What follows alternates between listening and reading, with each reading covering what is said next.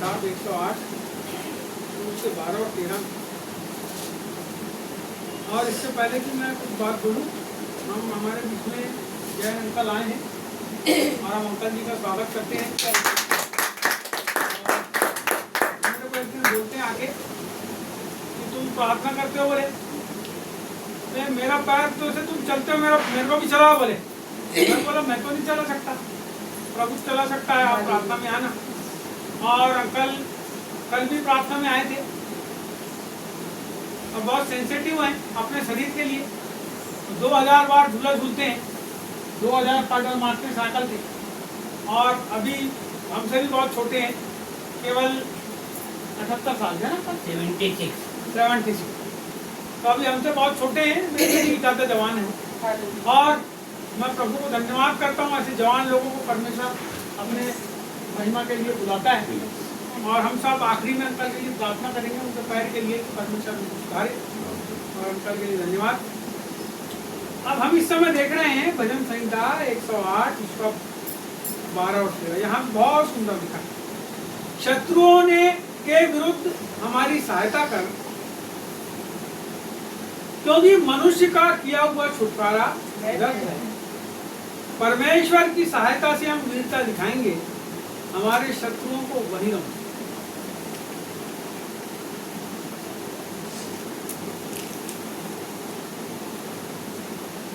बहुत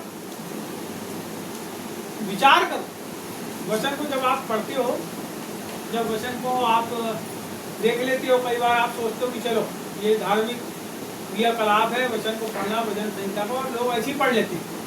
और पढ़ के क्या करते हैं, भूल जाते हैं, उसको याद भी नहीं रखते क्या पढ़े। जब पढ़ते हैं तो क्या करते हैं, जल्दी जल्दी अपनी बाइबल को खोल के पढ़ लेते हैं बस। उसका मतलब क्या है, उनका क्या औचित्य है। यहाँ पे लिखा है शत्रुओं के विरुद्ध सहायता की प्रार्थना। औचित्य क्या है, पढ़े आपने, उसका औचित्य क्या है, सुने आपने, उसका औचित्य क्या है, प्रार्थना किया आपने, उसका औचित्य क्या है। क्या औचित्य है हमारे पास, प्रार्थना का औचित्य क्या है। प्रभु से बात।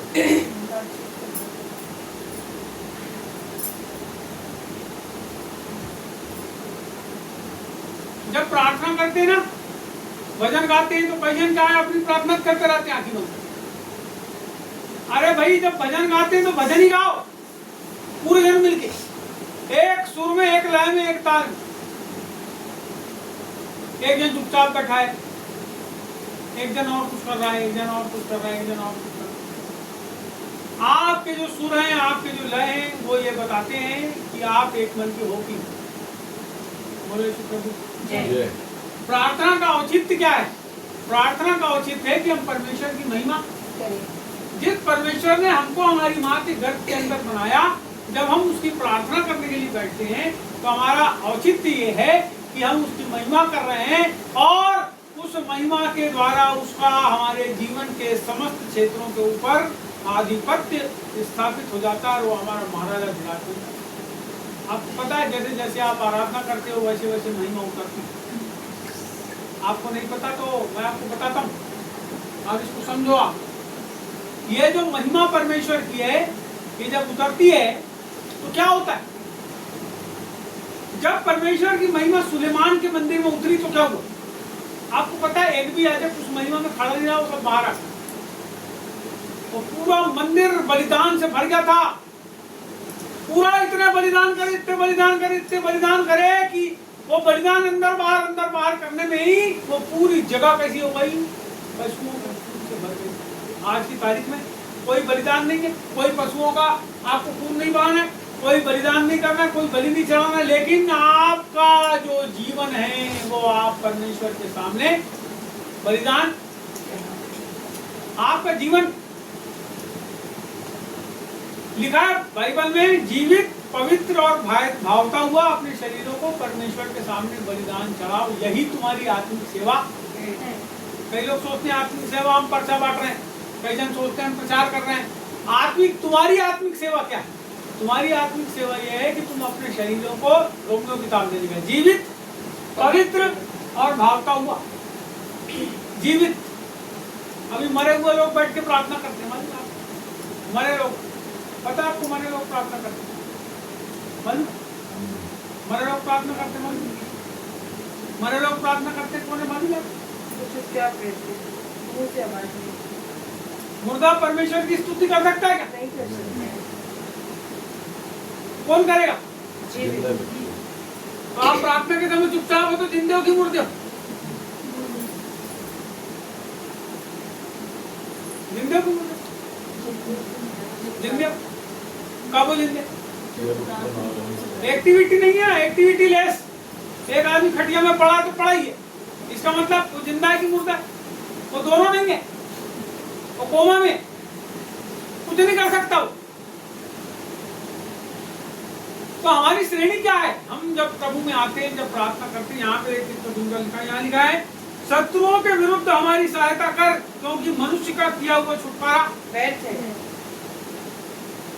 मनुष्य का किया हुआ छुटकारा, कोई आदमी आके आपको आंशिक रूप से शांति दे सकता है, कोई आदमी आपके आंशिक रूप से आके बोल सकता है कि नहीं नहीं कुछ नहीं होता भैया, हमें तुम्हारे साथ, लेकिन जब वक्त आए तो परमेश्वर जो भी उपाय करता है वो फुल एंड फाइनल, उसके बाद कोई उपाय नहीं, एक ही बार में सब चीजों का समाधान कर देते हैं। जब उसकी ओर से सहायता आती है, परमेश्वर की ओर से जब सहायता आती है, जब हम किसी का छुटकारा करने, हम किसी का लाभ करने के लिए जाते हैं, इसके पहले कि हम किसी का भला करने जाएं, हमको प्रभु से बोलना चाहिए कि परमेश्वर तू हमारा मार्गदर्शन कर कि हम किस प्रकार से भला करें, क्योंकि यदि तेरी ओर से वो भला होगा परमेश्वर, तो सामने वाले का पूरा छुटकारा हो जाएगा। जब आप प्रभु की ओर से जाते हो तो छुटकारा होता है। बोलो यीशु मसीह। मैं आपको प्रेरितों के काम की घटना बताता हूँ। यीशु मसीह ने 72 चेलों को भेजा, 72 लोगों को भेजा कि जाओ और क्या करो, जहां मैं जाने वाला हूं वहां जाओ और तुम समाचार सुनाओ, भूत निकालो, दुष्ट आत्मा निकालो, बीमारों के ऊपर हाथ रखो, बीमार चंगे होंगे, अंधे देखेंगे, बहरे सुनेंगे। और वो चेलों को उन्होंने भेज दिया। और जब भेजा तो क्या हुआ? लूका 10 को जब पढ़ोगे, 18 में जब आओगे नीचे, तो वो बोलता है, अरे बहुत प्रसन्न हो गया प्रभु, हम गए तो हम तेरे नाम से दुष्ट आत्मा, प्रभु बीमार दुष्ट आत्मा बड़े खुश हो गए, बहुत ज्यादा खुश। तो प्रभु ने बोला इस बात से मत खुश हो, क्योंकि देखो मैं शैतान को स्वर्ग से बिजली के समान गिरते हुए, शैतान की सामर्थ्य में परमेश्वर ने कर दिया। सुनिए और आगे लिखा है, इस बात से खुश हो कि तुम्हारे नाम स्वर्ग में लिखे। आपके नाम कहाँ हैं? मैंने एक बार लिखा था, नाम प्रतिष्ठा पाने को, नाम प्रतिष्ठा पाने को करते हो तुम काम, समय बीतने पर मिटेंगे देह, नाम और काम। समय बीतने पे मिटेंगे देह, नाम, आपका नाम कोई भी हो, और काम आपने जो भी काम किए होंगे धरती के ऊपर। बाइबल में कहती है, प्रभु उपदेशक की किताब, इसी किताब के आगे आप पढ़ोगे, प्रभु उपदेशक किताब नीति वचन के बाद वहां लिखा है हर चीज का समय, हर चीज का समय बीतने पर मिटेंगे देना। अब क्या हुआ? प्रभु ने बोला तुम्हारे नाम स्वर्ग में लिखे। अरे इस बात से खुशी हो। हमारी खुशी क्या है? हम थोड़ा थोड़ा कुछ कुछ करके क्या होते हैं?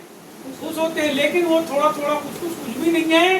कुछ तो तब है जब प्रभु बोलेगा, देख मैंने तेरा चित्र अपनी हथेलियों के ऊपर, है ना? मेरी अंडी बोलती है, क्या सोचती? मेरी अंडी बोलती प्रभु को, प्रभु तू क्या मेरा नाम याद रखेगा? मेरे स्कूल में 3000 लड़कियां हैं, मेरा नाम उनको याद नहीं होता। मेरा नाम है विमला पंडोरिया। प्रभु को बोली, उसने चैलेंज किया, पंडोरिया। मेरे नाम को कोई पंडोरिया बोलता है, कोई पडोरिया बोलता है, कोई कुछ बोलता है, कोई पूरा भारत भर के मसीह लोगों की बात कर रहा है। कोई मेरे नाम को, कुछ ही लोग हैं जो पंडोरिया जी बोल पाते, लेकिन बहुत से लोग ऐसे हैं जिनको मेरा नाम बोलते नहीं आता। जबलपुर के लोग खासतौर पर, क्या पता कैसा बोल। तो जब उसने बोली कोई पटोले मैडम बोलता था, कोई कुछ बोलता था, कोई कुछ, ऐसे बहुत सारे नाम उनको अलग अलग लड़कियां बोलती थी। उन्होंने प्रभु को बोली ऐसे। आज जब वो सो गई तो रात को 12-1 बजे की बात है, जब वो सो गई तो बहुत जोर से उनको आवाज आई, और आवाज जब आई तो क्या आवाज आई पता है? विमला पंडोरिया। तो जल्दी से उठ के देखी कौन है, कोई बाहर तो नहीं, रोड में तो कोई नहीं, रखा खाली। और वो जब आवाज सुनी तो प्रभु को के पास रोने लगी, प्रभु तेरा धन्यवाद तू मेरे नाम।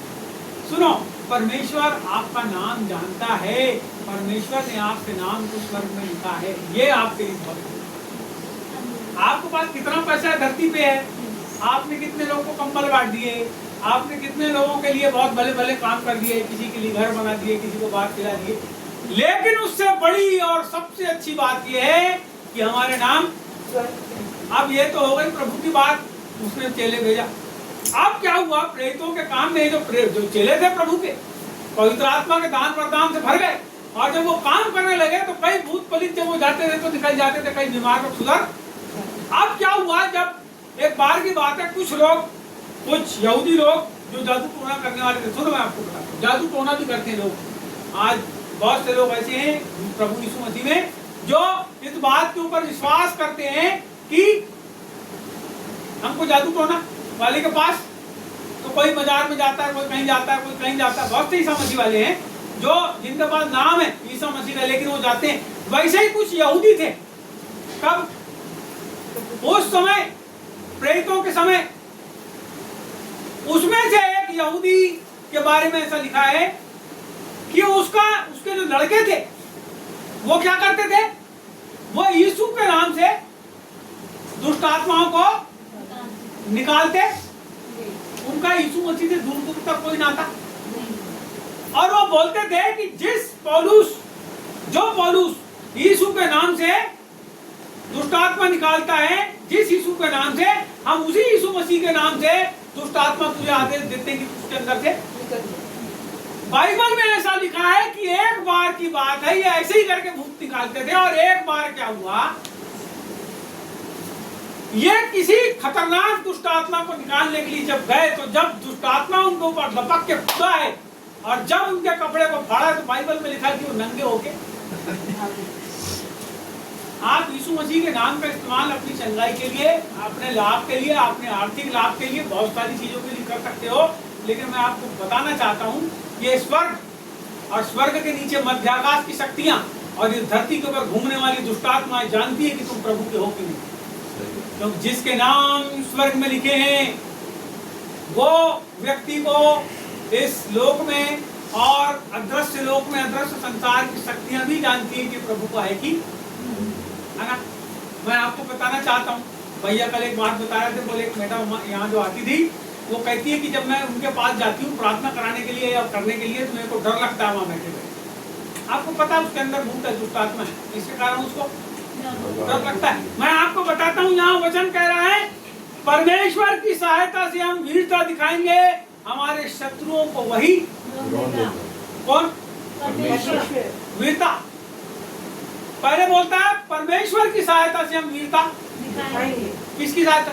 परमेश्वर की सहायता। किसकी सहायता से? परमेश्वर की सहायता। नहीं नहीं, ये तो घर में एक तलवार रखी तो लेके बाहर निकल जा रहा है, बोले मारूंगा मेरे पास तलवार। किसकी सहायता से?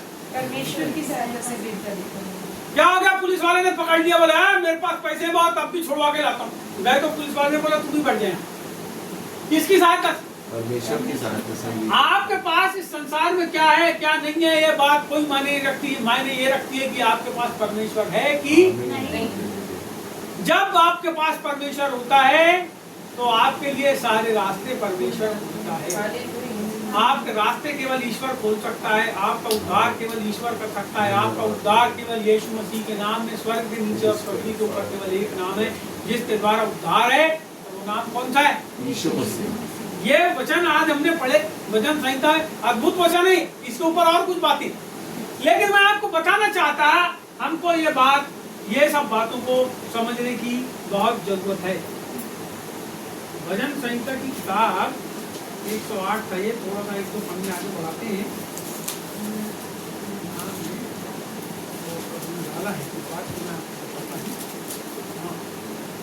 चलो भजन संहिता 128,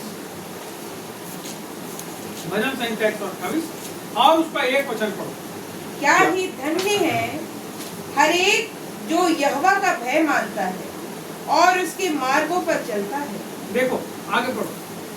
तू अपनी कमाई को निश्चय खाने पाएगा, तू धन्य होगा और तेरा भला ही होगा। अब 3 पढ़ो।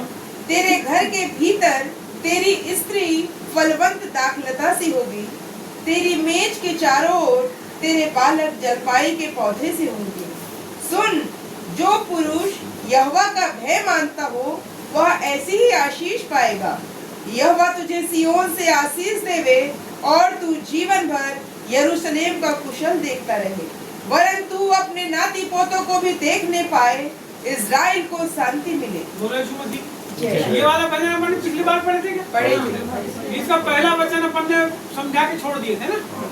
अभी यहाँ पे एक बड़ी सुंदर बात है, इसमें पूरी पारिवारिक आशीष है। जब आप इसको देखते हो ना तो ये पारिवारिक आशीष है और हर व्यक्ति को ऐसा करना चाहिए। यदि वो ऐसा करता है तो परमेश्वर की इतनी आशीषें आपके जीवन के ऊपर अपने पहुंच जाती है। यहाँ लिखा है पहला, क्या ही धन्य है हर एक जो यहोवा का भय मानता है। हर एक जो यहोवा का भय। मानता है। एक जगह लिखा है पुरुष, एक दूसरी जगह आप पढ़ेंगे तो वहां लिखा है पुरुष, लेकिन यहाँ पे प्रत्येक व्यक्ति को बोल रहा है क्या ही धन्य है हर एक जो यहोवा का भय मानता है और उसके मार्गों पर चलना है। भय मानना और मार्गों पर चलना पिछली बार अपन ने बताया। इसके आगे अपन देखेंगे, तू अपनी कमाई को निश्चय खाने पाएगा, तू धन्य होगा और तेरा भला ही होगा। तू अपनी कमाई को निश्चय खाने पाएगा। अपनी कमाई को निश्चय खाने पाएगा। खाने पाएगा। शुगर हो गई, खाना चालू है कि बंद है? क्यों बंद है? क्यों नहीं खाते? नरेश हो गया। भय माने 50 साल के हो गए, भय माने उसके मार्ग में चले, फिर कैसे खाओ? नहीं, डॉक्टर ने इसको मना कर दिया, उसको मना कर दिया, ऐसा कर दिया, वैसा कर दिया। अरे कुछ नहीं होता, दिखाई दे रहा है, पेड़ों में खाता हूँ। ऐसा बोलते हैं क्या? बोलते हैं भैया? नहीं बोलते। आपको मैं बताना चाहता हूँ, बाइबल में ऐसा लिखा है कि परमेश्वर के पास जब हम आते हैं तो पहला इतिहास की किताब में लिखा है, यदि तू दीन होकर नम्र होकर परमेश्वर से प्रार्थना करे तो वो तेरे देश को ज्यों का त्यों कर देगा। क्या करे? दीन होकर प्रार्थना दीन और नम्र होकर प्रार्थना करें तो तेरे देश को ज्यों का त्यों। कर देगा। तो देश ही की बात करता है कि परमेश्वर कभी भी?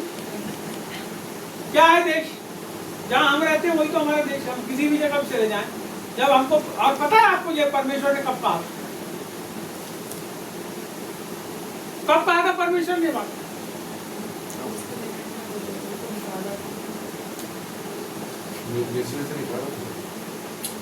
ये जो लोग थे ना बंधुआई में चले गए, बंधुआई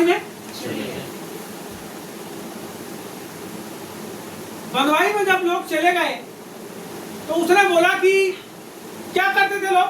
यरूशलेम की तरफ अपने मुंह को करके वहां पे बंधुआई में कहां गए? बेबीलोन में। बेबीलोन में लोग क्या गए? बंधुआई।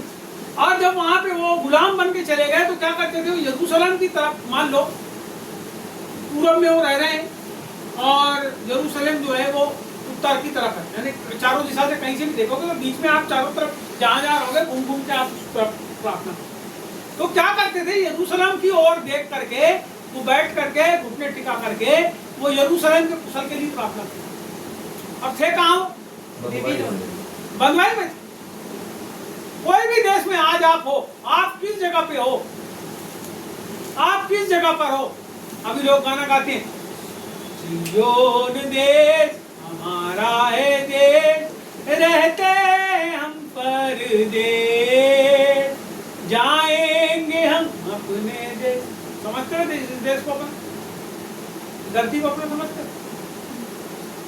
धरती को अपना समझते हो क्या? जो गाना गाने वालों की बात कर रहा हूं। सिय्योन देश हमारा है देश, रहते हैं हम परदेश, जाएंगे हम अपने देश। कौन सा देश है हमारा? स्वर्ग की बात कर रहे हैं ना। आपको मालूम है स्वर्ग के उस हिस्से की आप बात कर रहे हो जिस हिस्से पर परमेश्वर यीशु आपका मकान बनाने गया है। मैं आपको फिर से एक बात बताता हूँ और इसको समझ लेना। आपको जरूर जाकर के उस जगह के ऊपर रहोगे, लेकिन वो पूरा नगर वहां से उठा करके धरती के ऊपर वापस आने वाला है। जितने लोग ये गाना गाते हैं मैं उनको बताना चाहता हूँ कि वो नगर जो स्वर्ग में हमारे लिए बन रहा है, वो नगर को परमेश्वर उठाकर उस जगह से वापस इस धरती के ऊपर लेकर आने वाला है और हम वापस इसी धरती के ऊपर आके रहने वाले। तुम स्वर्ग में मेहमान के जैसे जाओगे, लेकिन तुम्हारा चिर स्थायी निवास जो है नया यरूशलेम जो वहां बन रहा है वही धरती के ऊपर उतारा जाएगा। मैं आपसे बताना चाहता हूँ आप हो सकता है स्वर्ग जाओ, लेकिन आप वहाँ पूरे शाश्वत काल के लिए वहां नहीं रहने वाले हो। वो नए यरूशलेम के अंदर बिठा लेगा तुमको, उसके अंदर रहोगे और वो उठा करके ऐसा करके वापस धरती के ऊपर आ जाएगा। पूरी धरती का समुद्र सूख जाएगा। पूरी धरती जो है कोई इसके अंदर में कोई सूर्य का उजाला ना होगा, कोई सूर्य कोई चंद्रमा ना होगा। और जब वो नगर वहां से उतरेगा तो उस नगर में परमेश्वर होगा और वो परमेश्वर के उजाले से पूरा नगर प्रकाशमान होगा। बाइबल कहती है वहाँ रात नहीं होगा, वहाँ प्रभु की उपस्थिति होगी। कोई आदमी वहाँ रोएगा नहीं, कोई आंसू नहीं होगा, कोई विलाप नहीं होगा। और परमेश्वर हमको उस नगर का वायदा। अभी हम प्रार्थना करते हैं कहाँ के लिए?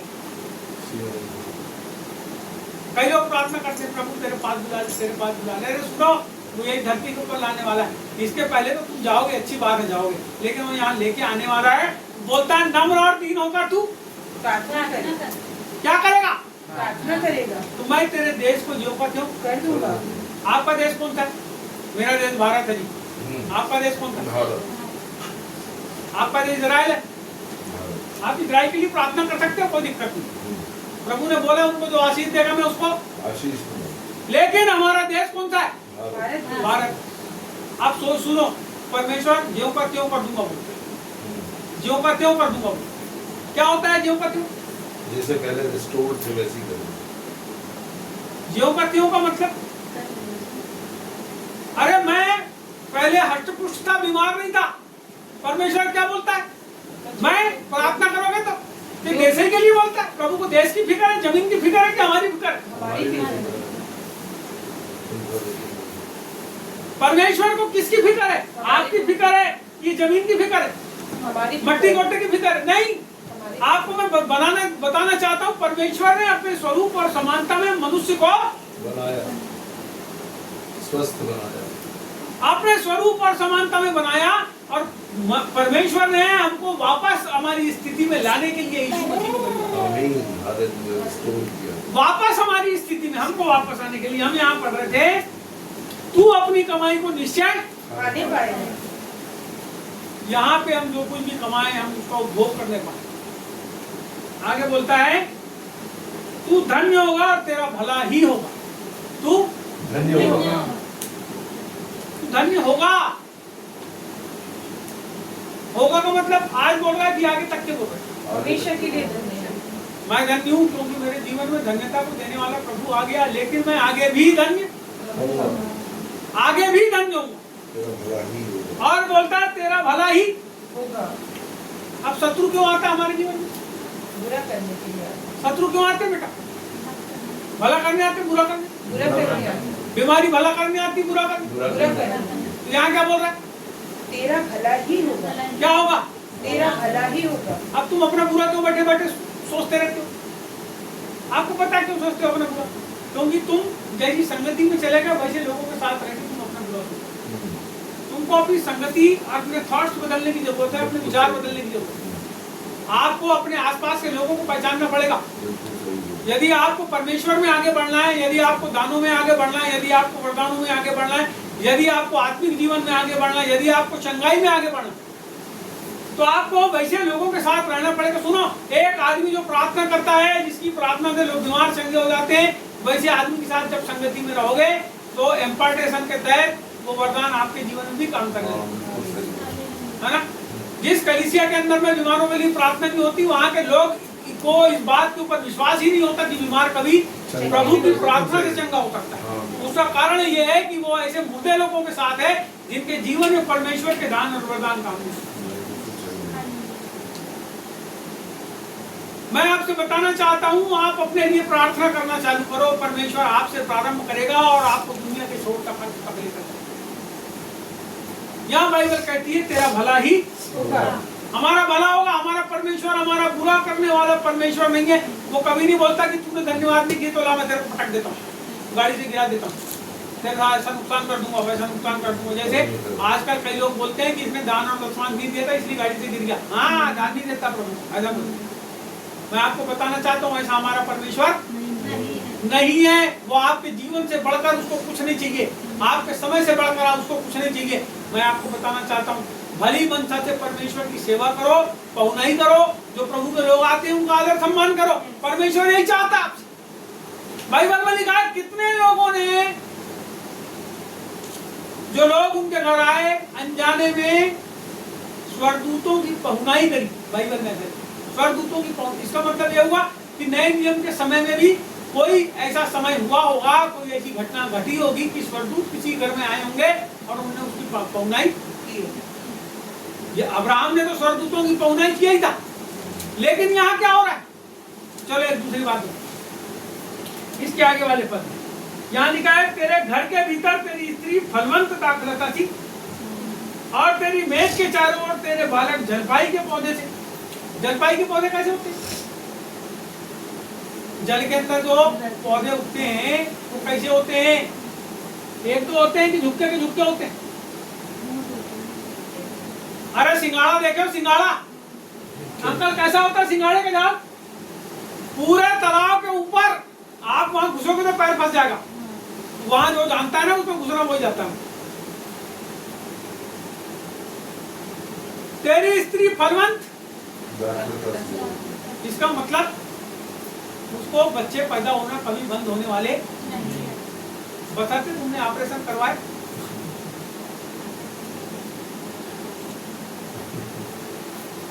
फलवंत दाखलता,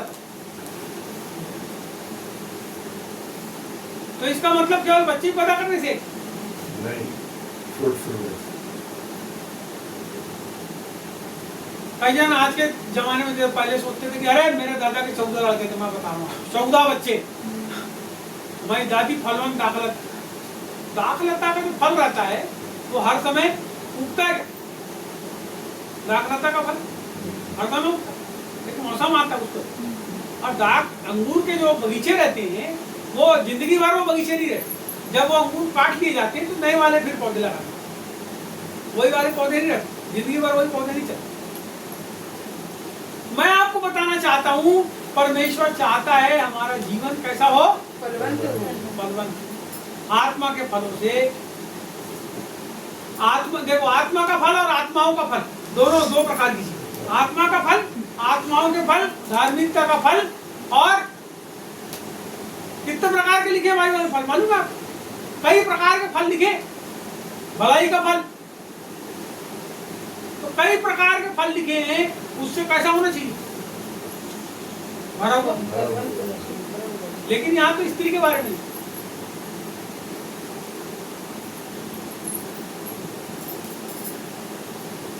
आप फलों से भरे हुए हैं क्या? जो आदमी प्रभु का भय मानता है उसकी स्त्री कैसी होगी, वैसी होगी।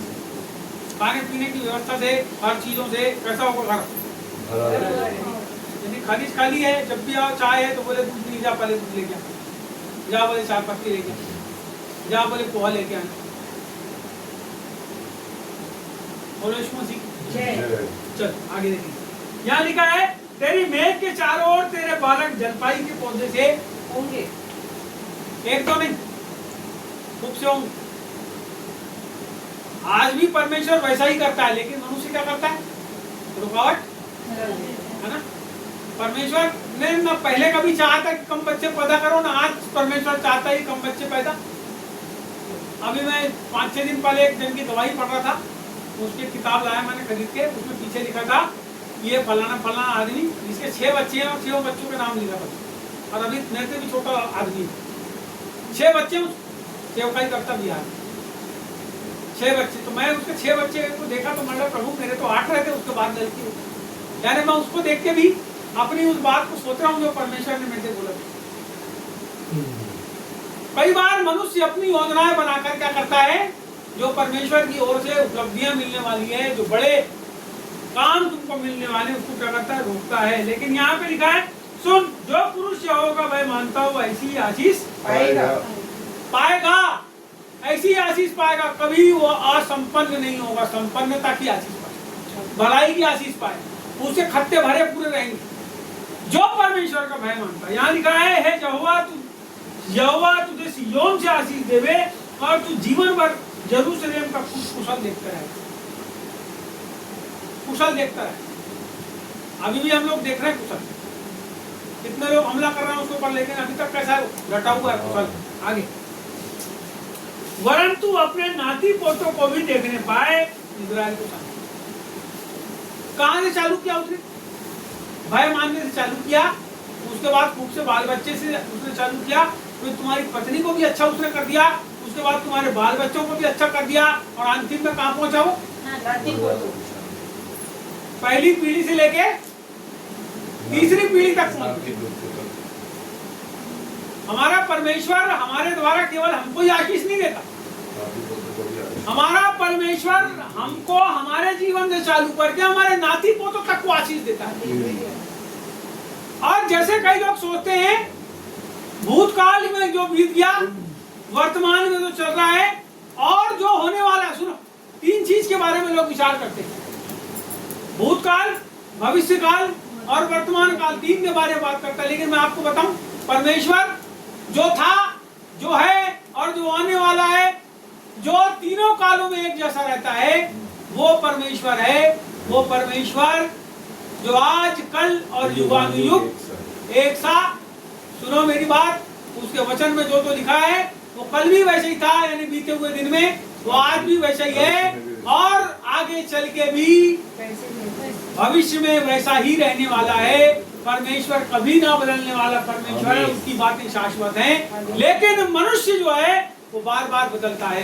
मैं आपसे बताना चाहता हूँ, कितने लोग ऐसे हैं जो परमेश्वर के पास जिस मन से, जिस चीज से आते हैं, थोड़े दिन बाद उनका मन और उनका चित्त क्या होता है, मन बदल जाता है, चित्त बदल जाता है, विचार बदल जाते हैं। लेकिन बाइबल कहती है परमेश्वर कभी नहीं, कभी नहीं, कभी नहीं बदला। परमेश्वर ने हमसे भलाई का वायदा किया है और वो हमारे मरते तक करेगा। अंतिम बात आपको बताता हूँ, उसके बाद समाप्त होगा। मेरी बात को सुनिए,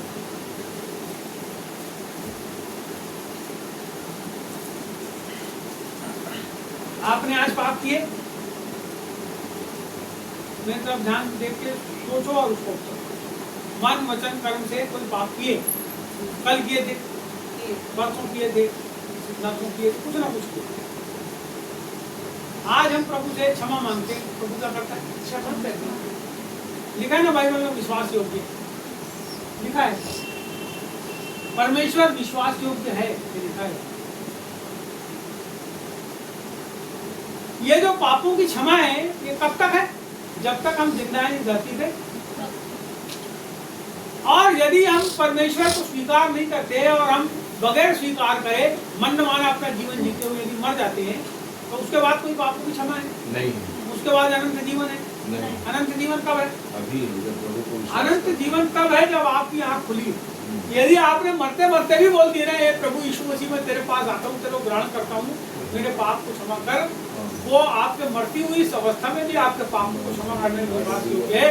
लेकिन यदि आपने बोले कि काय का यीशु और काय का क्या, देखा जाएगा जो होगा मरने के बाद। मैं आपको बताना चाहता हूँ, कोई क्षमा, जिंदी अवस्था में ही पापों की क्षमा है। आँख बंद होने के बाद किसी का कुछ नहीं हो सकता।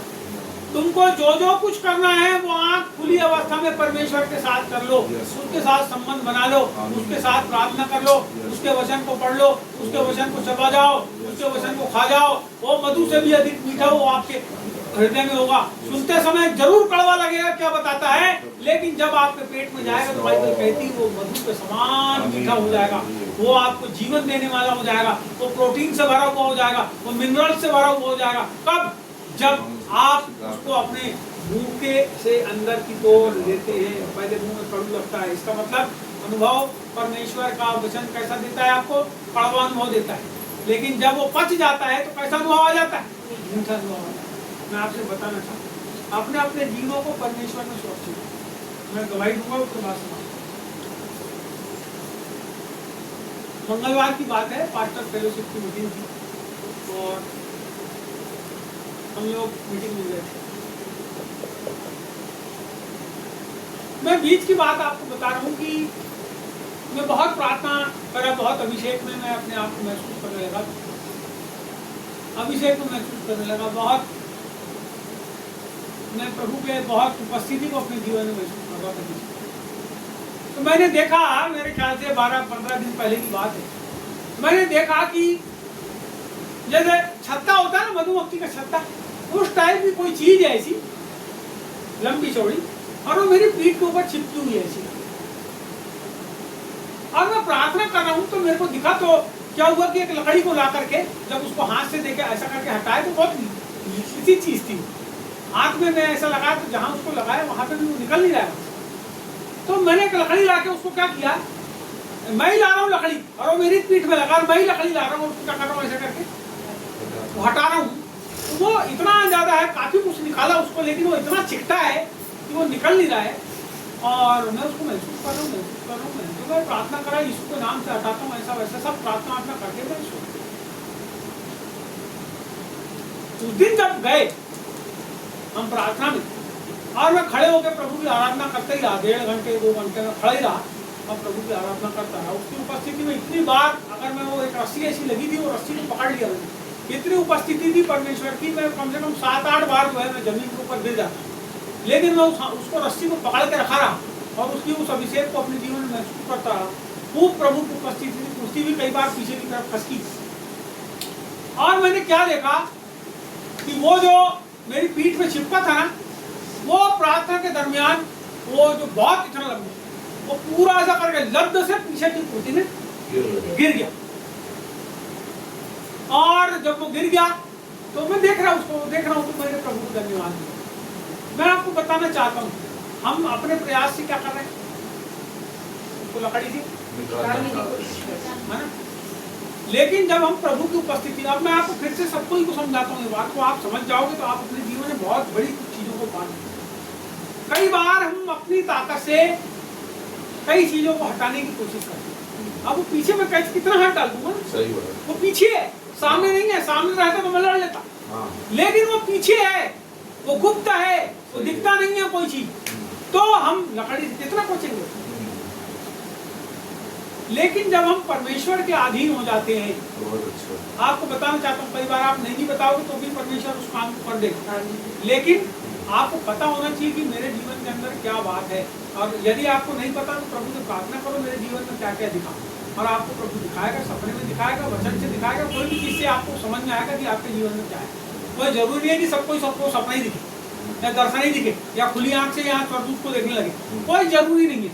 लेकिन जब आप प्रभु की अधीनता में आते हो, उसके अभिषेक में आते हो, तो आपके जीवन के सारे धुओं को बाइबल में लिखा है, वो तोड़ता है। जो चीज आपको कभी नहीं समझ में आती, परमेश्वर उसको, और आपको पता है वहाँ बहुत सारे बैठे हुए लोग, अरे बड़े अद्भुत अभिषेक थे वहाँ, बहुत से लोग जो बैठे थे, बहुत प्रभु की समान उपस्थिति थी उस घर के अंदर, और परमेश्वर ने अद्भुत तरीके से काम किया। और वो जो चीज को मैं महसूस किया, मैं आपको बता रहा हूँ, परमेश्वर अभी हमारे जीवन के अंदर होता है। तो हम परमेश्वर का बहुत धन्यवाद देते हैं, और हम ये बताना चाह रहे हैं कि हमारी लड़ाई जो है वो हमारी नहीं, वरन परमेश्वर। हमको केवल उसके अधीन होने की जरूरत है। दूसरी बात मैं आपको और बता, कई बार आप लोग, बहुत सारे लोग होंगे जो चंगाई के लिए परमेश्वर के सामने बैठ के रोते होंगे कि प्रभु मेरे को चंगा कर दे। कई लोग होंगे जो कोई कर्ज में होंगे, जिनके ऊपर बड़ा कोई कर्जा होगा, किसी के जीवन के अंदर जो है कोई ऐसे रोग होगा जिसको डॉक्टरों के पास जा जाके परेशान हो गया होगा। मैं आपको बताना चाहता हूँ, यदि आपने उसको जान लिया हो तो अपने प्रभु को बताना चाहता हूँ। मैं आपसे बताना चाहता हूँ, हमारा परमेश्वर जैसे आश्चर्य कर्म पहले करता था, उससे बाइबल में लिखा है जो उस पर विश्वास करते हैं उससे भी बड़े बड़े काम करेंगे, वो उससे भी बड़े कामों को देखेंगे अपने जीवन के अंदर। पापों को क्षमा तो प्रभु देते ही है, लेकिन हमारे जीवन के अंदर बड़े आश्चर्य कर्मों को परमेश्वर करेंगे। और इस समय हम अपनी आंखों को बंद करेंगे। आइए हम इस समय अपने अपने शरीरों के लिए प्रार्थना करें